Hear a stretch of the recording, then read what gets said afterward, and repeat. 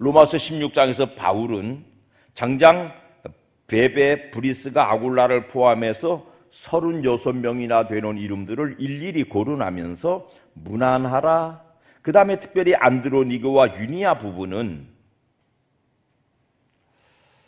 부부일지 혹은 그들이 형제일지 드러나지 않은 사람들이에요만은 그들을 거론하면서는 그들에게 무난하고 그들이 사도들에게 존중이 여겨졌다고 가르쳐주고 있어요.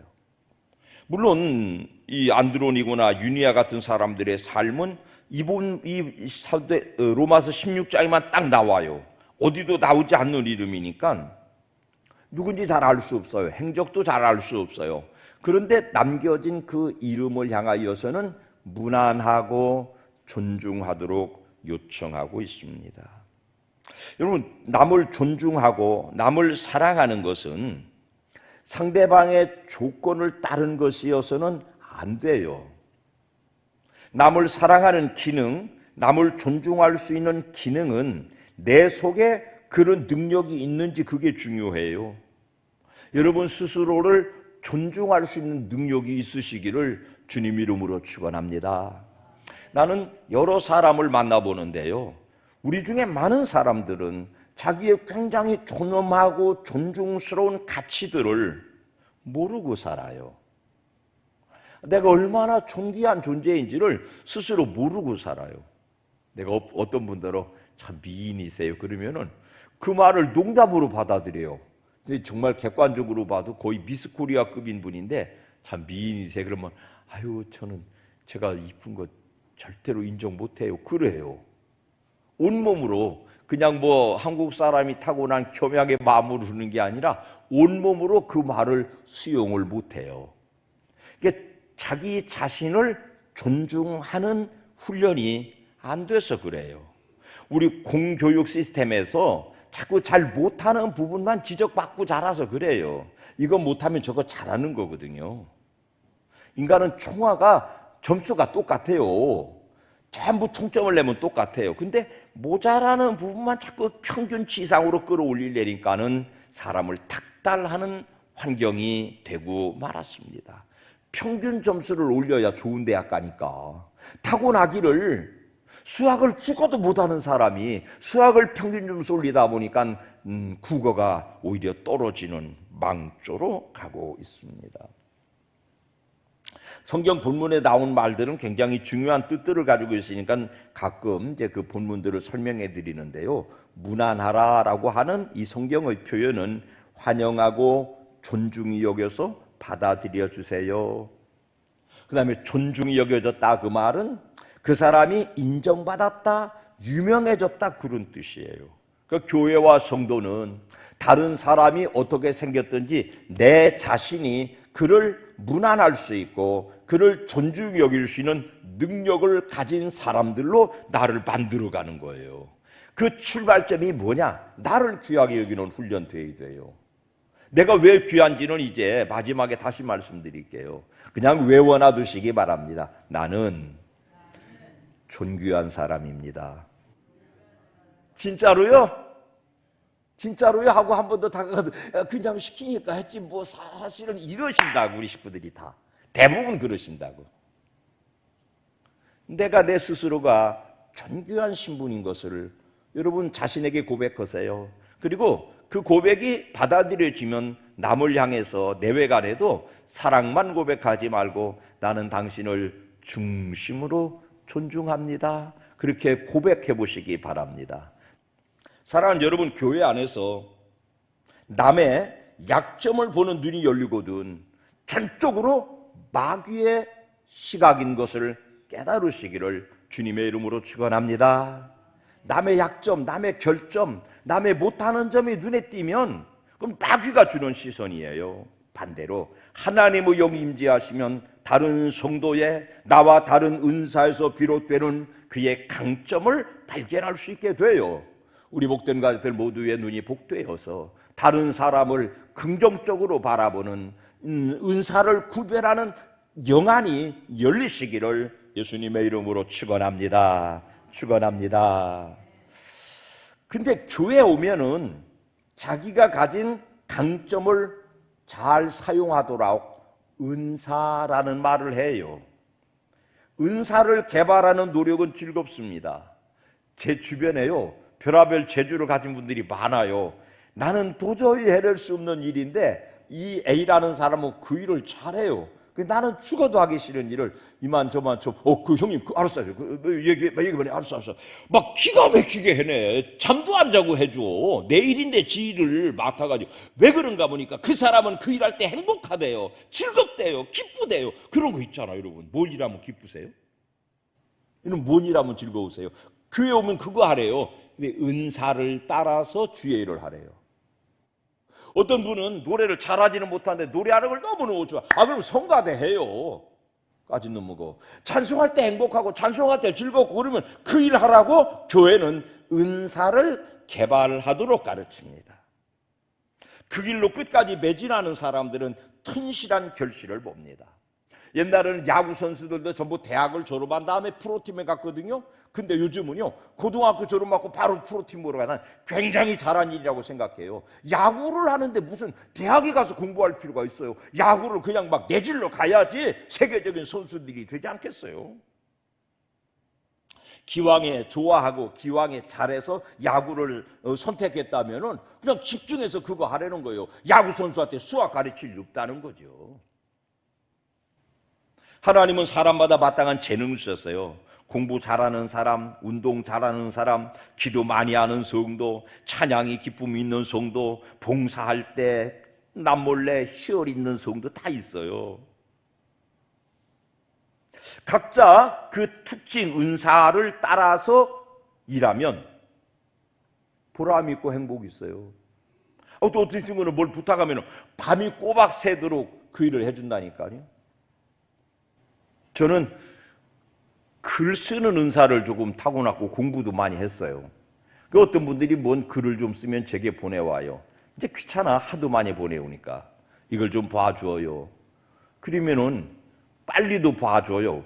늘 글을 쓰는 사람이니까 뭐가 맞춤법이 틀렸는가, 뭐가 표현에 주어가 빠졌는가, 서술어가 빠졌는가를 빨리 금방 두두두둑 만치면은 기가 막히게 내가 봐도 문장이 잘 만들어져요. 그러면은 또 그걸 받아든 사람은 이 목사 정말 고마워. 나는 꿈도 못한 일을 해냈어. 근데 한 15분이면 하거든. 15분이면 나는 그게 잘하는 일이에요. 그리고 그런 부탁을 받으면 귀찮아도 그냥 우두lam짝짝 해줘요. 그러면서 그 사람이 쓴 글을 받아들이고 생각을 넓히고 이제 그러죠. 그 사람에게는 막 3일 밤을 새도 안 되는 일이 나한테는 15분 지내면 되는 일이거든요. 그게 은사가 달라요. 에베소서 4장 11절을 읽읍시다. 시작. 그가 어떤 사람은 사도로, 어떤 사람은 선지자로, 어떤 사람은 복음 전하는 자로, 어떤 사람은 목사와 교사로 삼으셨으니 교회는 은사를 따라서 직분을 맡긴대요. 그 기능대로 일하는 사역자들을 인정해주고 존중해주면 정말로 행복한 교회 생활. 여러분, 교회 생활이 왜 중요한 줄 아세요? 여기서 인간 훈련하는 거예요. 교회에서 낙제받은 사람은 세상에 낙제받아요. 교회에서 성공하는 사람은 세상에 나가 성공해요. 군대 생활 잘한 사람 사회생활 잘해요. 사람 사는 건 어디다 똑같거든. 그러니까 교회가 왜 사람을 모아놓느냐 하면 여기서 훈련하라는 거예요. 너 잘하는 거 뭔지 그거 해보라는 거예요. 정말 흥미로운 건 뭐냐면 잘하는 점을 잘 존중해주고 잘하는 점을 잘 인정해주면 스스로 못하는 부분을 끌어올릴 에너지가 생겨요. 기가 막힌 이론이에요. 기가 막힌 얘기예요. 잘하는 부분을 인정받으면 못하는 부분을 끌어올릴 에너지가 생겨요. 교회는 그런 일 하는 데예요. 사랑은 익숙하죠, 우리에게. 특히 가족, 부부. 그간 사랑 많이 강조해 왔어요. 근데 있잖아요. 사랑의 기대치에 못 미치면 서로 어긋난 기대치 때문에 다투기도 해요. 그 사랑에 시간의 덮개가 안 쥐면 그에 좀 못 미치는 다른 말로 바뀌어요. 그 중에 하나가 연민, 측은히 여기는 마음, 우리 조인숙 씨가 가끔 쓰는 우정, 이제 우리는 사랑 아니고 우정이래요. 이제 40년 가까이 사니까 우정. 그게 바뀌어가요. 좋은 일이죠. 가정의 대부분은 그런 마음으로 살아가요. 더 행복하고 더 풍요롭고 상대방이 처음 만난 사람처럼 더 신선할 수 있고 내게도 행복의 요인이 될 수 있는데 사랑에만 머물러 있으면 그 사랑이 퇴화돼서 연민이 되고 측은히 여김이 되고 우정이 되고 그런다고요. 부모가 자녀를 사랑하죠. 근데 그 자녀를 진심으로 존중해 주는 걸 못 배웠어요. 사랑 안에 독소가 하나 포함되어 있는데 사랑은 소유욕을 유발시키거든요. 내 것이라는, 내 아내, 내 남편, 내 자식, 내 교회, 내 목사. 내 것이라는 소유가 내포돼요. 그러니까 독소가 약간 있어요. 자녀는 부모를 진정으로 존중하기보다는 늙어가는 부모님들 보면 사랑이 충분히 숙성된 연민의 마음을 갖게 되지요. 연로하신 부모님들 뵈면 딱해 보여요. 2주 전에 와서 설교가 가신 우리 재환 형님을 치다 보면 그 청청하던 재환 형님이 86 잡숴가지고 계단도 올라내리려면 내 손을 잡아야 되고 아유 우리 형님 생각하면 마음이 짠해요. 그럼 그러시죠. 측은지심이에요. 나쁘지 않아요. 자, 그러나 부모가 자녀를 존중하고 자녀가 부모를 진심으로 존중해 드린다면 훨씬 새로운 세상이 열립니다. 존중을 배우시기를 바랍니다. 존중을 훈련하시기를 바랍니다. 우리는 하나 되는 걸 굉장히 중요한 가치로 인정하고 살죠. 그런데 하나 되는 조건이 뭐냐면 다른 사람들을 끌어다가 내 생각과 맞추려고 그래요. 그 인간 심사에 들었어요. 그게 인간의 구심력이에요. 그러니까 모든 사고는 나를 중심으로 펼쳐져요. 그러니까 너를 나에게 끌어들여서 하나 되려고 그래요. 반대로 상대방이 있는 그대로를 받아들이고 귀하게 여기는 것이 존중이에요.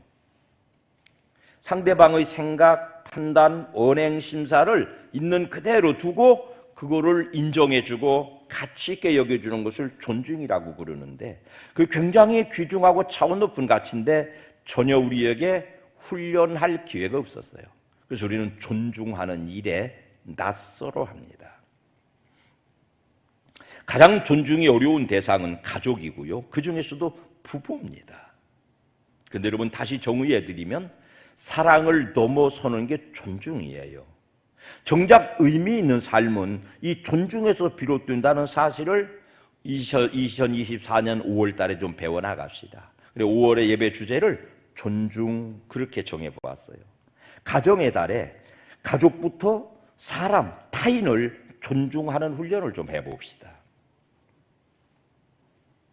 오늘부터 내일까지 우리 당회원 부부 수련회 합니다. 한 10몇 년 만에 처음이에요. 7년 만에 처음인데 교회 장로님들 또 장로 부인들이 존중받으실 분들이에요. 그분들이 장로여서가 아니고 권사여서가 아니고 한 개체로 충분히 존중받아야 될 분들이에요. 여러분도 교회 안에서 장로님들을 또 장로 부인들을 중심의 애정을 가지고 존중해 줄 수 있는 자기 본성이 개발되시기 목사님 뭐 장로 뭐 당가 이런 소리 하지 말고 내가 정말 그들을 존중할 수 있는 내 내면이 차오르시기를 바라요. 그 사람이 장로여서가 아니에요. 존중받는 사람은 생명의 가치를 소중하게 여깁니다. 내가 남에게 존중을 받으면 남을 존중할 수 있는 능력이 생깁니다. 여러분 존중은 존중받지 못할 상대방의 문제가 아니라니까요.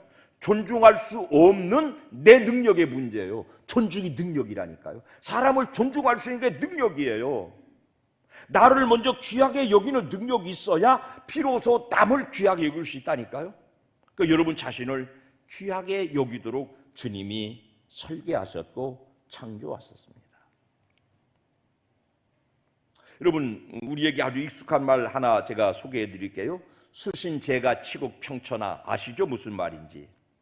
이 말을 제가 좀 의역해 보겠습니다.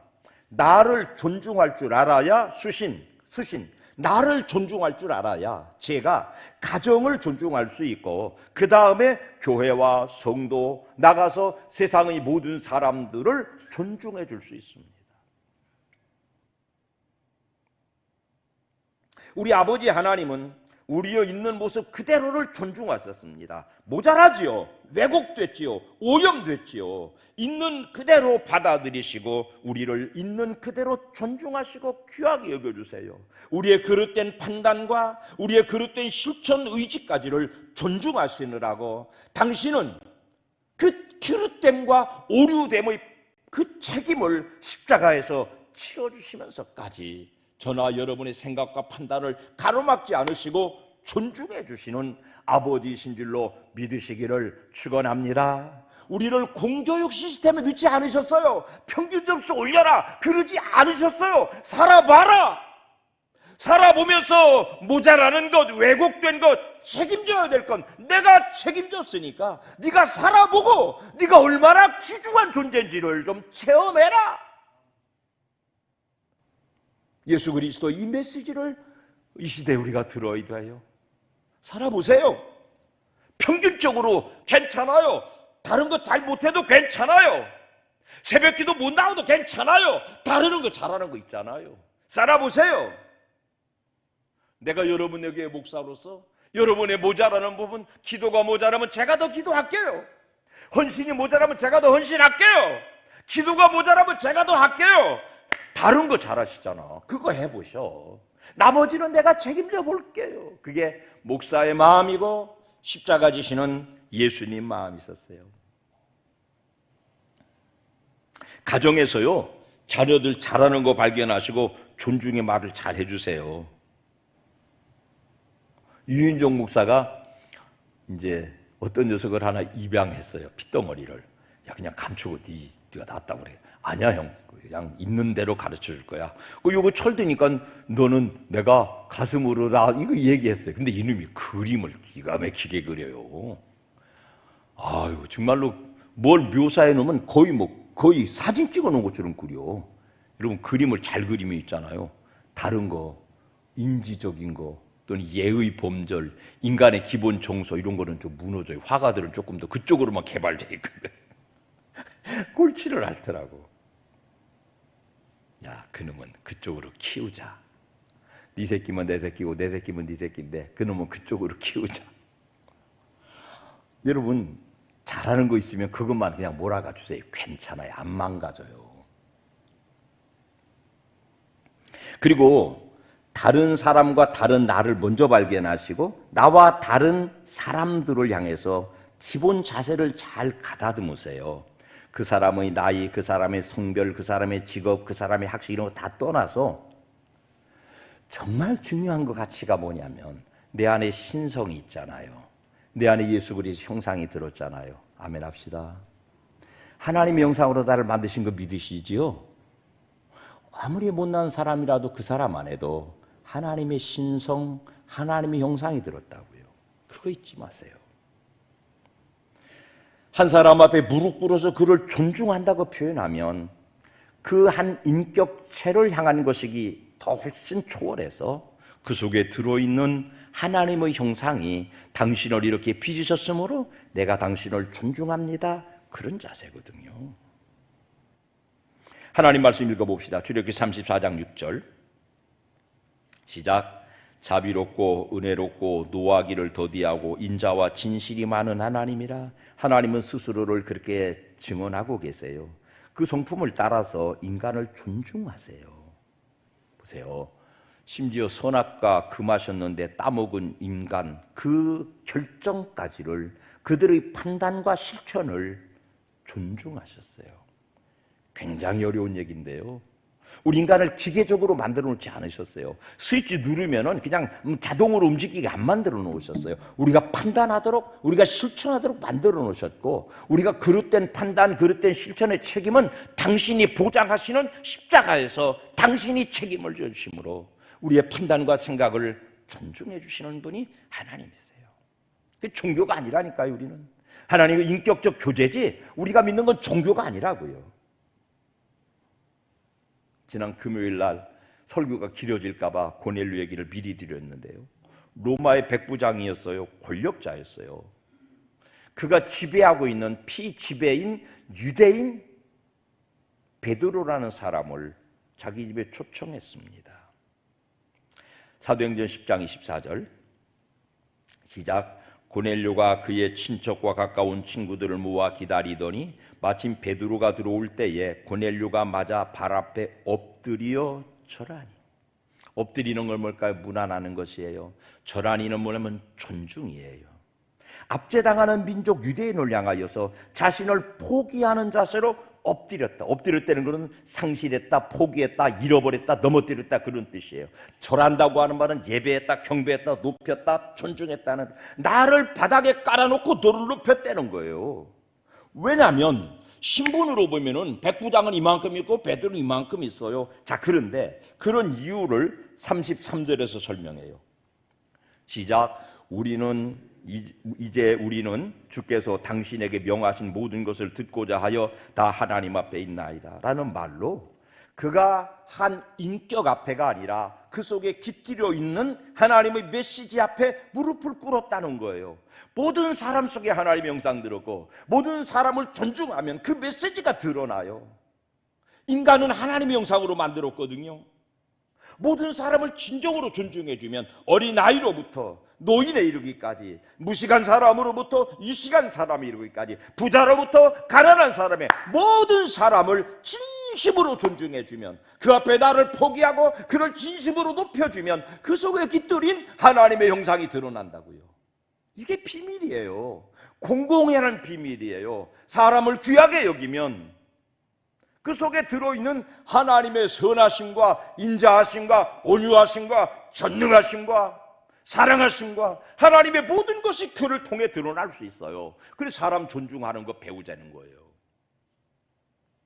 바울이 동역자 36명의 이름을 일일이 거론하면서 그들을 향한 존중을 요청하고 있습니다. 이 5월에 가정에서부터 자녀들, 어린애들 불러놓고 엄마 아빠 그 앞에 무릎 꿇고, 아이를 세워놓고 무릎 꿇고 눈 마주보고, 네가 있잖아 얼마나 귀한 아들인지 몰라, 네가 얼마나 존중받아야 될 딸인지 몰라, 잘못하는 거 말 안 듣는 거는 뭐 냅사두고 얘를 존중해 주고 높여 주어야 얘가 그런 부분을 끌어올릴 수 있는 힘이 생긴다니까요. 사랑 고백 넘어서는 존중 고백, 네가 얼마나 귀중한 사람인지, 네 속에 하나님의 형상이 깃들었다는 사실을 고백해 주시기를 바랍니다. 교회에서도 사람 만날 때 우리 교회는요, 사랑을 넘어서서 존중을 고백해 주는 교회. 장로님 얼마나 존중받으실 분인지 몰라요. 권사님이 얼마나 귀하신 분인지요. 권사님 이러저러해서 정말 존중해 드립니다. 개인 얘기해서 미안한데 여기 김은아는 그가 피아노를 치면 뭔지 모르게 감동이 있어요. 뭘까? 여러 영성 중에 고난의 영성이라는 게 있거든. 고난이 사람을 순결하게 만들고, 고난이 사람을 깊어지게 만들고, 고난이 사람의 내공을 쌓거든. 이것은 단순한 연주가 아니라 삶의 고백이구나, 그런 체험이에요. 여러분, 내 주변에 있는 모든 사람들을 그냥 봐도 이쁘지만 자세히 보면 더 이쁘다고 어떤 분들이 시를 썼는데요. 그 사람의 깊은 내면을 좀 깊이 들여다보시고, 모든 사람에게는 하나님의 형상 들어있어서, 여러분 들판길을 걷다 보면 야만한 하늘의 별같이 조그마한 꽃이 얼마나 귀해 보이는지 몰라요. 자세히 들여다보시면서 나와 더불어 사는 모든 사람들을 중심으로 존중하도록 내 자신을 먼저 훈련하셔서 존중의 주체가 되시는 복된 가족들 되시기를 주님 이름으로 축원합니다.